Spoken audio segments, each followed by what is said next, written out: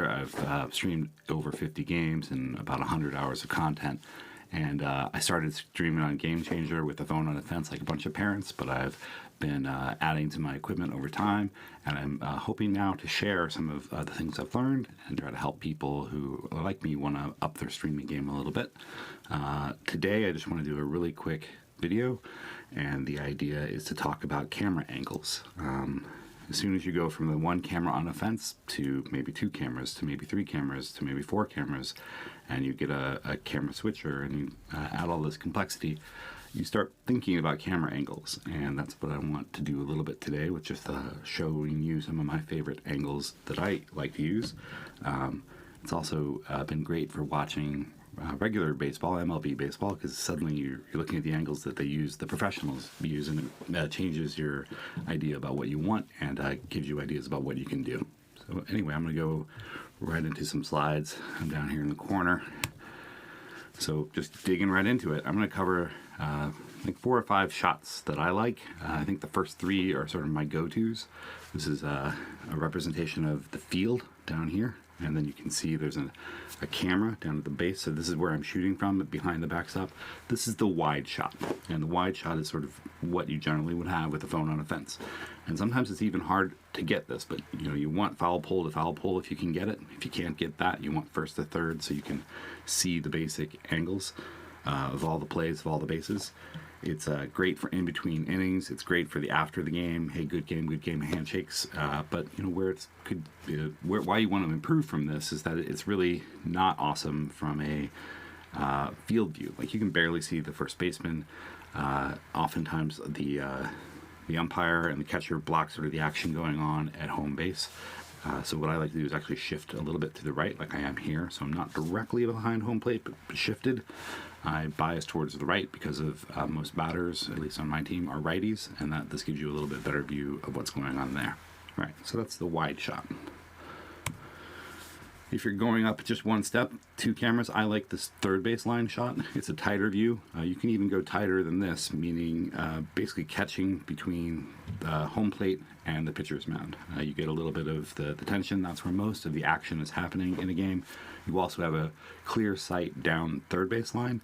This view is usually not blocked, and when there's a close play at home, this is a great angle to have. It's a intense angle when you see the third baseman jumping, coming back, coming back. There's a pass ball. This is a great shot to have. If you're a left-handed batter, I just see your back. With your right-handed batter, I do get a little bit of the face and a little bit of the side view. It's pretty great. If there is action at second base, you can back the zoom out a little bit, and like this shot here, get a view of second base all the way to home. But you miss some of that tighter pitcher batter better look. First base shot. The joke here is that everybody's favorite camera is a camera on their kids. Generally, first base is where there's a lot of action, any grounder, a lot of force outs at first, so it's a great place to have a shot. There's pickoff attempts. It's also good because in between innings, when the team comes on to warm up, the first baseman is usually working with all the infielders, ball out, ball back, ball out, ball back. It's just an action shot that you can use in between innings to keep it busy. The bad part is it's just focusing on just one location of the field. You might get 2 defensive players in the shot, and it's not that great. One other thing I don't mention here is you can use it for picture-in-a-picture. So just like in professional baseball, if you've got a runner on first and you've got potentially a steal situation, it's really great to have a little corner picture-in-picture, kind of like I'm down here, to show what's happening at first base while the pitcher and the batter are facing off. Also, the joke is that the best camera for grandma is the one that's showing her grandchild. So if your kid is playing first, it's okay, especially if you're doing all the photography and you're not getting paid, to show your kid warm it up a little bit more. All right. So now those 3 are really the ones, my go-tos: the wide, the third base, the pitcher, and the first base shot. If I have more cameras, if I can't get those views for some reason, these are some others I like to use. So this is not the third base view, this is a narrow shot from behind home. And this adds a little bit more tension between the pitcher and the batter. You can see actually sort of what it feels like to be the batter. You see that ball coming in fast. Lefty batters, again, are not going to get a great shot from this angle, but it does work. Here's a look at that. Outfield shot. So this was something I worked really hard to get. A lot of people in the forums and in Discord and on Facebook will talk about how they want to get an outfield shot, and it's great because it's kind of like an MLB experience. You've got the behind the pitcher view. You see all the excitement in the moment with the hitter, and you see lots of good action with the catcher. You can see the catcher's signs. Try to figure out the signs. You can see both lefty and righty batters pretty equally, so it's a great view. Again, it's only focused on really the offense and the pitcher, what's going on. You're basically ignoring the other, all the other defensive players on the team, which is not awesome. If you're not high enough, so height is another thing. If you're not high enough, you're going to get blocked by runners between second and third. You're going to get blocked by umpires who hang out there, and sometimes there's just a shortstop. I remember one game, shortstop just decided to plant himself right in front of the batter every single shot. So that's why it's good to be able to go back to your other third baseline shot or behind the home plate shot that you can fall back on if there's a block. But you need wireless, so I used a wireless HDMI transmitter, and that worked pretty good for me. I went through two of them until I found one I really liked.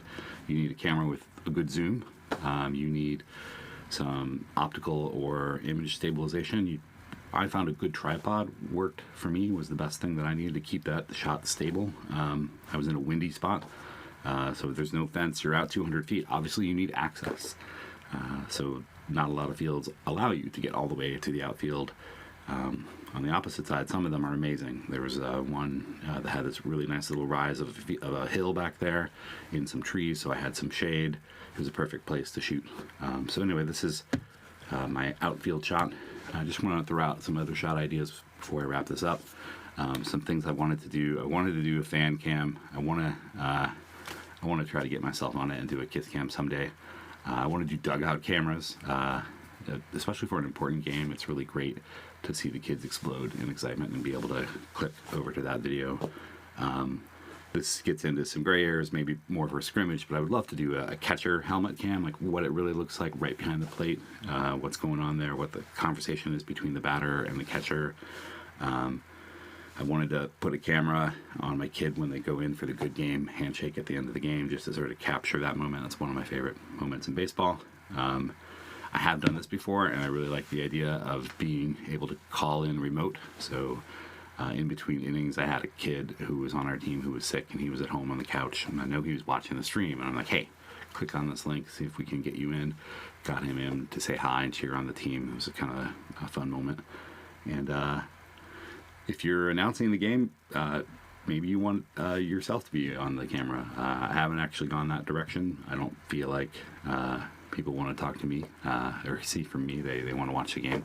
So that's all I've got there. Anyway, that's the camera angles that I find work for me. You may have other ideas. I'd love to hear them.